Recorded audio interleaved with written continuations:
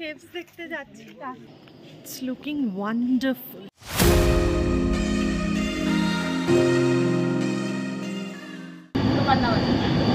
Good morning everyone. আজকে হচ্ছে 7th March, Friday. সময় হয়েছে এখন 6:10। 6:45-এর আমাদের ট্রেন আছে বিশাখাপত্তনম স্টেশন থেকে। তো বেরিয়েছি, একটু লেট হয়ে গেছি 10-15 মিনিট মতন। এবার তাড়াতাড়ি করে যাই, একটা অটো দেখি যাতে করে বিশাখাপত্তনম স্টেশনটা তাড়াতাড়ি পৌঁছতে পারি। সকালে আরকে বিচের উপর রাস্তাটা ব্যারিকেড দিয়ে বন্ধ করা হয় যাতে এখানকার রেসিডেন্টসরা মর্নিং ওয়াক করতে পারে। তাই আমাদের একটু মোড়ের দিকে এগিয়ে যেতে হলো। 6:26 আর আমরা এসে গেছি বিশাখাপত্তনম স্টেশন। এই যেটা হচ্ছে EV2, এখানে বসার জায়গা আমাদের হয়ে গেছে। আর ওটা EV1। EV1টা বেটার, কারণ ওই পেছনটা দেখা যাবে ট্রেনের। এই পেছনের ভিউটার কথা বলছিলাম, এখান থেকে খুব সুন্দর, মানে ট্রেনটা যখন এগিয়ে চলে বা তখন সেই ভিউটা দারুণ আসে। 6:53 আর আমাদের ট্রেন বিশাখাপত্তনম ছাড়লো। জার্নি শুরু হলো আমাদের ভিস্তাডোম কোচে। And this is first time যখন আমরা ভিস্তাডোমে ট্রাভেল করছি। ভিস্তাডোমে ফার্স্ট টাইম ট্রাভেল করছি বিশাখাপত্তনম থেকে আরাকু যাওয়ার জন্য। ভিস্তাডোম কোচে ট্রাভেল করার মজাটাই হচ্ছে চারপাশের প্রাকৃতিক সৌন্দর্য দেখতে দেখতে যাওয়া। আর ভাইজ্যাক টু আরাকু যাওয়ার পথে সবচেয়ে বড় আকর্ষণ হচ্ছে টানেল দেখতে দেখতে এগোনো। অনেক টানেলস পরপর পড়বে। মার্চ মাস, তাই সেরকম একটা ঠান্ডা নেই, আর বাইরে বেশ রোদ। যাই হোক, এবার EV1-এর দিকের ওয়াইড গ্লাস উইন্ডো থেকে চারপাশের সৌন্দর্য উপভোগ করব বলে পিছনের দিকে চলে গেলাম আর মন ভরে প্রকৃতিকে উপভোগ করতে শুরু করলাম। চারপাশে ছোট ছোট পাহাড়, সবুজে ঘেরা, আর ট্রেনটা আমাদের একটার পর একটা টানেল ক্রস করে চলেছে। সে এক অপূর্ব প্রাকৃতিক দৃশ্য যা হয়তো ভাষায় প্রকাশ করা যায় না।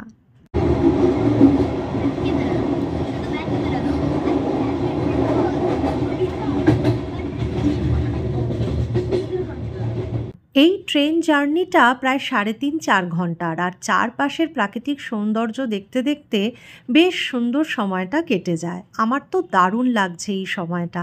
চারপাশে পাহাড়, সবুজে ঘেরা একটা পাহাড়ের ভেতর দিয়ে পাহাড় কেটে কেটে ট্রেন এগিয়ে চলেছে। এটা সত্যি খুব একটা উপভোগ্য বিষয়। আর এই যে একটার পর একটা টানেলস যাচ্ছে, টানেলের ভেতরে ঢুকছি, অন্ধকার হয়ে যাচ্ছে, আবার টানেল থেকে বেরিয়ে আসছি, আবার একটা টানেলে ঢুকছি। এটাই বেশ মজার এই পুরো ট্রেন জার্নিতে। চলে এসছি আমরা বোরাগুহালু স্টেশন, এবার নেমে যাব।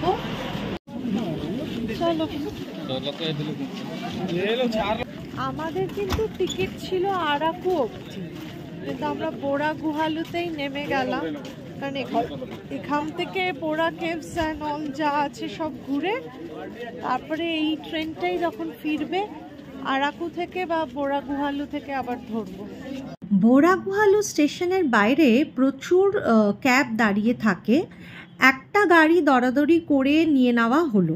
ভিড় বেশি থাকলে অনেক বেশি চায় ক্যাব ফেয়ার, আর খুব বেশি বার্গেনও করা যায় না। বড় গাড়ি মোটামুটি 6-7 হাজার, আর ছোট গাড়ি 4 থেকে 5 হাজার এরকম মোটামুটি চাইছিল। গাড়িতে উঠেই আবার 5 মিনিটের মধ্যে নেমে যেতে হয় বোরা কেভসের জন্য। সব ট্যুরিস্ট স্পট কভার করা হয়ে গেলে গাড়ি আবার আরাকু স্টেশনে নামিয়ে দেয় ট্যুরিস্টদেরকে। চলে এসছি আমরা বোরা কেভস দেখতে। তো চলো দেখি। এটা তো এখানকার আরাকুর সবচেয়ে বড় ট্যুরিস্ট স্পট, মানে সবচেয়ে বড় ইন দ্য সেন্স সবচেয়ে ভালো ট্যুরিস্ট স্পট। আর এখানে প্রচুর ব্যাম্বু চিকেন বিক্রি হচ্ছে, তো তার জন্য একেবারে হাঁক চলছে। এই যে বোরা কেভসের গেট, টিকিট কাটতে হবে।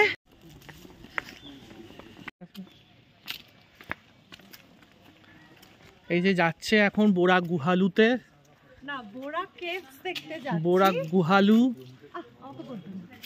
বোরা কেভস দেখতে যাচ্ছি। রাস্তাটা আমাদের চলতেই থাকতে হবে, চলতেই থাকতে হবে, কখন গিয়ে পৌঁছবো জানি না। আর এখানকার ভাষা কিছু বুঝতে পারছি না। এই যে ফাইনালি বোরা কেভসের সামনে এসে গেছি। এবার ভেতরে যেতে হবে, তবে তার আগে সিঁড়ি ভাঙতে হবে। অসম্ভব সুন্দর এই বোরা কেভস, সেটা দেখতে এসেছি। তো দেখো আমি একটু চেষ্টা করছি যতটা সম্ভব দেখানোর। ওপরটা আবার আলো দেখা যাচ্ছে। আলো অন্ধকার এরকম গুহার রাস্তা এদিকে ওদিকে চলে গেছে এঁকে বেঁকে। ভিতরটা বেশ ঠান্ডা, আর ন্যাচারাল স্কাইলাইটও কিন্তু মাঝে মধ্যে চোখে পড়ছে। বোরা কেভস তার ভূতাত্ত্বিক গঠন মানে জিওলজিক্যাল ফর্মেশনের জন্য সারা বিশ্বে খ্যাত। এই কেভের ভিতরে লাইটিংটা এই কেভের সৌন্দর্যকে বাড়িয়ে তুলেছে। এটা ডিসকভার করেন British geologist William king in 1807।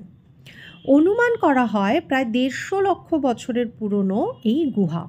এখানে স্ট্যালাকটাইট আর স্ট্যালাগমাইট দেখতে পাওয়া যায়। এগুলো ক্যালসিয়াম কার্বনেট দিয়ে তৈরি।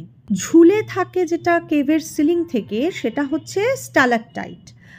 আর স্ট্যালাগমাইট হচ্ছে যেটা কেভের ফ্লোর বা মেঝেতে তৈরি হয়। আর এগুলো সবই মিনারেলস ডিপোজিট হয়ে তৈরি হয়।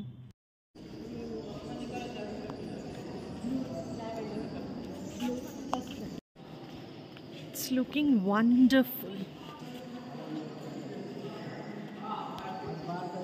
জায়গায় জায়গায় এরকম ফটো তোলার জন্য ব্যবস্থা করা আছে। এটা খুব সুন্দর। এই যে এইখানে এসে একটা নিচের দিকে এদিকে চলে গেছে যেতে হবে, আর একটা ওপরে চলে গেছে যেতে হবে। ওপরে একদম ওপরে হচ্ছে শিব ঠাকুরের মন্দির। সৌম তো উঠে গেছে, আমি হাঁপাচ্ছি যথারীতি। লেটস ট্রাই ওপরে ওঠা। উফ,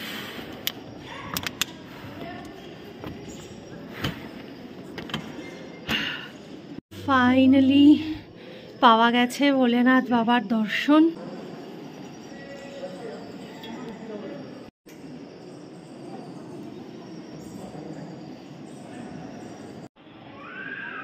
অপূর্ব সুন্দর, অপূর্ব সুন্দর। 1.5 ঘন্টা টাইম কেটে গেল, 1.5 ঘন্টা।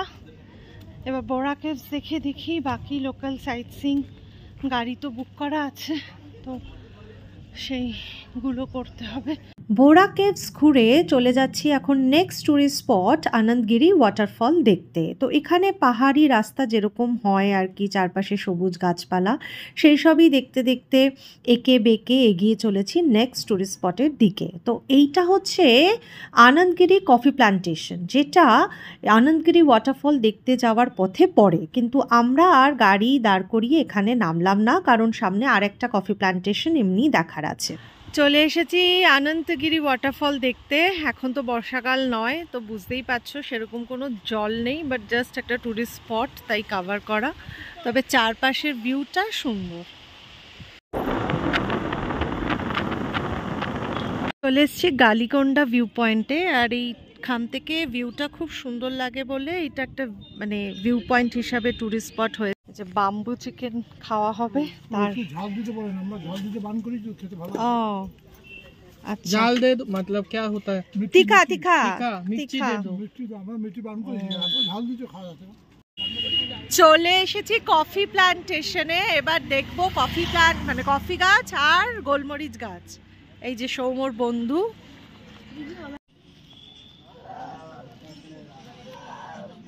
কফি ট্রেল এন্ট্রি ফিজ আছে, ক্যানোপি ওয়াক আছে, অ্যাডাল্টদের জন্য 50 করে, চাইল্ড 20, ট্রি ডেক 20। চলো, এইগুলো হচ্ছে কফি গাছ। এই যে এইগুলো আমি যে আঙ্গুলে দেখাচ্ছি, আর এই গাছের ওপরে হয়ে আছে এগুলো সব গোলমরিচ গাছ।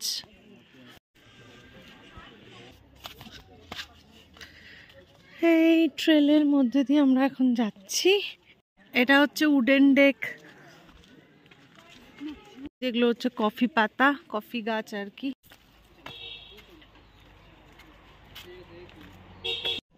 চলে এসেছে কফি প্ল্যান্টেশনে, আর এটার নামটা একটা খুবই উদ্ভট, যেটা আমি উচ্চারণ করতে পারছি না।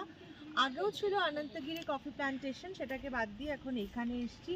চারপাশে শুধুই কফি গাছ, আর এই বড় বড় গাছগুলো কি জানি না, বাট এই জড়িয়ে জড়িয়ে যেগুলো উঠেছে সেগুলো হচ্ছে গোলমরিচের গাছ, পান পাতার মতন যেগুলো।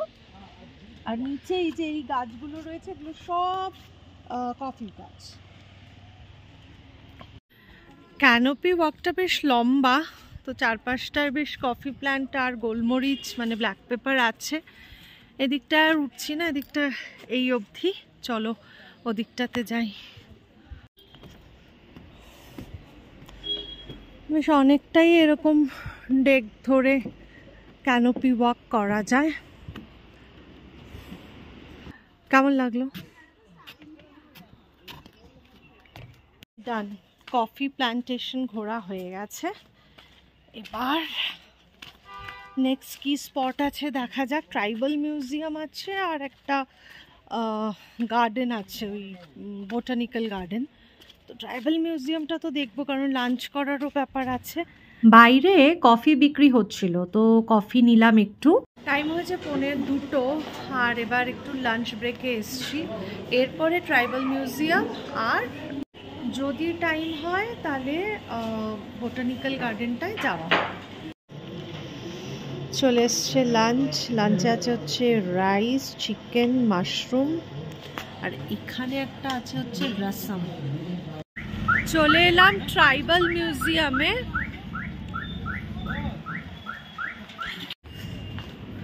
দেখি ট্রাইবাল মিউজিয়ামের ভেতরে কি আছে। এখানে এটা একটা ট্যুরিস্ট স্পট। চলে এসেছি ট্রাইবাল মিউজিয়ামে। আর ট্রাইবাল মিউজিয়ামের ভেতরে এই যে ট্রাইবালরা, মানে ট্রাইবাল মূর্তি আর কি, এগুলো ট্রাইবাল নাচ দেখাচ্ছে। টাইপস অফ ডেমস আর dances and time of performance এই যে এখানে করা। চলো ওদিকে যাই। সোমো ফটো তুলে দিচ্ছে। ট্রাইবালদের ব্যবহার করা সব জিনিসপত্র এখানে রয়েছে। মশলা বিক্রি হচ্ছে এখানে, নানান রকম এখানকার সব স্পেশাল মশলা। গট্রেজ স্টাইল করা রয়েছে ঘরবাড়ি, আর সেখানে সব দোকানপাট, ট্রাইবালদের ব্যবহার করা জিনিসপত্র এইসব। ডিমসা ডান্স ইভিনিং শো হয় এখানে 5টা থেকে 7টা।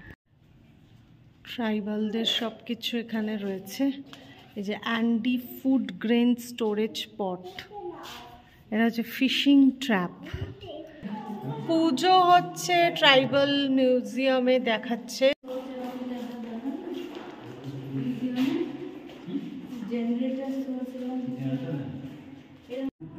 ট্রাইবালদের নানান রকম অনুষ্ঠানকে দেখানো হচ্ছে এইটার মাধ্যমে।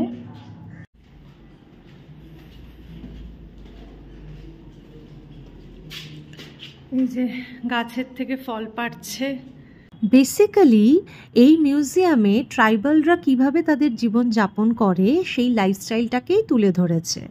তো এখানে তাদের সামাজিক আচার অনুষ্ঠান কিভাবে পালন করা হয় এই সমস্ত কিছু ছবির মাধ্যমে তুলে ধরা হয়েছে। ট্রাইবাল মিউজিয়ামের এই পার্টিকুলার বিল্ডিংটাতেই আর কি ট্রাইবালরা কিভাবে জীবনযাত্রা পালন করে তার ছবির মাধ্যমে সুন্দর করে দেখানো হয়েছে। চলে এসছি বোটানিক্যাল গার্ডেনে। এইটা এখানকার লাস্ট স্পট আর কি। 5-10 মিনিট নেব, টিকিট হচ্ছে 100 টাকা। বোটানিক্যাল গার্ডেন কেউ চাইলে স্কিপও করতে পারে, যেরকম আমি শুধু একাই যাচ্ছি, সৌম্য আমার সাথে আসেনি। তো এখানে আর কি নানান রকমের গাছই দেখতে পাওয়া যাবে। যেহেতু এসছি, কবে আবার আসবো জানি না, আবার আসা হবে হবে না এই ভেবেই আর কি একবার ঢুকে পড়লাম। তো চারপাশটা বেশ সুন্দর, নানান রকমের গাছ রয়েছে আর তার সাথে গাছে ফুল ফুটে রয়েছে, তো সেটা দেখতেও বেশ ভালো লাগছে। মাঝখানে মাঝখানে আর কি কিছু ফটো সেশনের মতন করে দেওয়া আছে, যেখানে দাঁড়িয়ে ফটো তোলা যাবে। আর দিয়ে দেওয়া হয়েছে যে কোথায় কি দেখতে যাবে। পুরো বোটানিক্যাল গার্ডেনটা বেশ বড়, তাই এরকম আর কি গাইড করে দেওয়া আছে কোন দিকে কোনটা আছে সেটা দেখার জন্য। তো আমি খুব বেশি দূর যাব না, যেহেতু আমি একাই এসছি। আর ফিরে গিয়ে আবার ক্যাব ছাড়বে, তারপরে আমরা আরাকু স্টেশনে যাব। আমাদের 3:45-এর ট্রেন আছে। তো যাই হোক, আমার চারপাশটা দেখে ভালোই লাগছে। যা হয় একটা বড় গার্ডেন হলে বেশ সুন্দর, মানে চাইলে পরে এখানে বেশ সুন্দর ফটোশ্যুট করা যাবে, যেটা আমার পার্সোনালি খুব ভালো লেগেছে। আর চারপাশে না বেঞ্চও করে দেওয়া আছে, তো মানুষ যদি টায়ার্ড হয়ে যায় ঘুরতে ঘুরতে তো গিয়ে বসেও পড়তে পারবে। তো সব মিলিয়ে বেশ সুন্দর একটা জায়গা। হয়ে গেছে গাছপালা দেখা, এবার এগিয়ে যাই আরাকু স্টেশনের দিকে। টাইম হয়ে গেছে 3:05, যদিও 3:45-এর ট্রেন, বাট আগে গিয়ে বসে থাকবো আর কি, সেটাই অনেক শান্তির। ব্যাস আর কি, এগিয়ে চললাম আরাকু স্টেশনের দিকে। আর এই যে চলে এসেছে আরাকু স্টেশন। স্টেশনটা বেশ ছোট, কিন্তু আমি ক্যামেরা বন্দি করে রাখছি, জানি না আবার কবে আসব, তাই আমার ক্যামেরাতে বন্দি থাক এই সুন্দর মুহূর্তগুলো। স্টেশন থেকেও সুন্দর পাহাড়ের ভিউ আছে।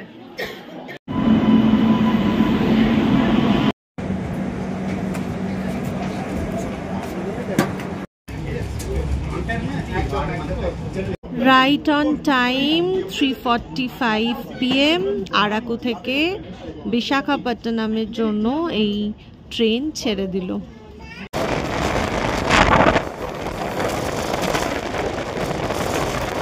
আসার সময় যে রাস্তা এত এক্সাইটমেন্ট এনে দিয়েছিল, সেই রাস্তাই যেন এখন কেমন আর কোনো এক্সাইটমেন্ট এনে দেয় না, শুধুই ক্লান্তি, কখন বাড়ি ফিরবো।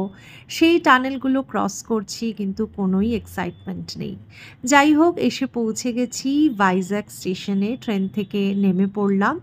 এবার একটা কিছু করে হোটেল অবধি পৌঁছাতে হবে। হয়ে গেছে আরাকু ভ্রমণ, এবার হোটেলে ঢুকছি। টাইম হয়ে গেছে 9:20।